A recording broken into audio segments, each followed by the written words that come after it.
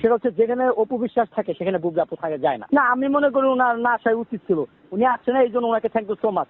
এই সমস্ত সস্তা অ্যাওয়ার্ড প্রোগ্রাম ওনাকে আমরা দেখতে চাই না।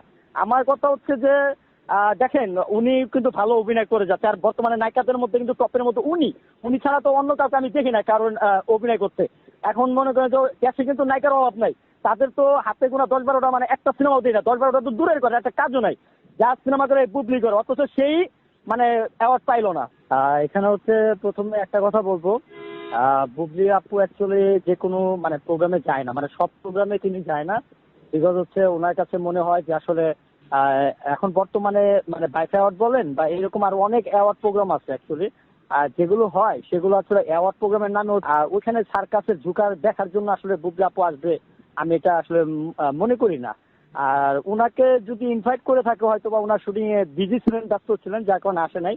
আর দ্বিতীয়ত হচ্ছে বা আহ, উনি তো নমিনেশন হয়তো বা ওইভাবে পায় না। তবে এই যে বাইফাই অ্যাওয়ার্ডের নামে যেগুলা চলতেছে ভাই, এগুলা তো আসলে মনে করেন যে সব সার্কাস।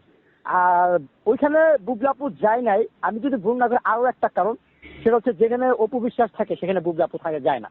আপনি বললেন যে সস্তা অ্যাওয়ার্ড, এখানে দেশের হ্যাঁ, জনপ্রিয় অনেক শিল্পীরা গিয়েছেন, তো সেক্ষেত্রে আমরা এটাকে সস্তা কিভাবে বলতে পারি? আজ থেকে যদি আমরা এক যুগ আগের কথা বলি, তখন কিন্তু টিকটকার বা যে সার্কাসের ঝুকারের জন্য কিন্তু কেউ মানে অ্যাওয়ার্ড পায় নাই।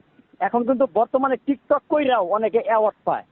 তাহলে আমার কথা হচ্ছে যারা চলচ্চিত্রে কাজ করে, যারা বিগ স্ক্রিনে কাজ করে, যারা ছোট পর্দায় কাজ করে, নাটকে, টেলিভিশনে, এখন তাদের জনপ্রিয়তা, আর সিনেমা করে যারা তাদের জনপ্রিয়তা, আর হচ্ছে যারা টিকটক করে, যারা ছাপতে থেকে উঠে এসে টিকটক করে মনে করে অ্যাওয়ার্ড পায়, তাদের জনপ্রিয়তা কখনো এক না।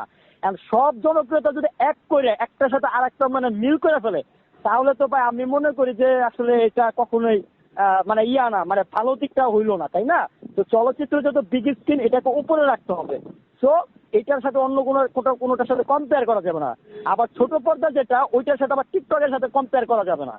তো এখন আজকাল তো টিকটকাররাও তো দেখি মানে অ্যাওয়ার্ড পায়, তো আমি এটাকে সস্তা এই জন্যই বলবো। তা মানুষে আমি যদি ভুল না করি অ্যাওয়ার্ড দেওয়া হয় কি কি কারণে, প্রথম কথা হচ্ছে তার পারফরমেন্সের উপর ভিত্তি করে, মানে বেস্ট ড্রামা, যে ভালো অভিনয় করে, যার অ্যাক্টিং স্কিল অনেক ভালো, তাকেই কিন্তু অ্যাওয়ার্ডটা দেয়। এখন দেখা গেছে 10টা চলচ্চিত্র রিলিজ হলো, 10টা সিনেমার মধ্যে 10জন হিরো ধরেন, এখন 10টা হিরো তো আর মানে 10টা সিনেমা তো আর একজনের না, 10জন 10 হিরো। এখন 10টা হিরোর মধ্যে একটা কম্পেয়ার হবে যে কার অভিনয় দক্ষতা বেশি, কার অভিনয়টা ভালো চলেছে।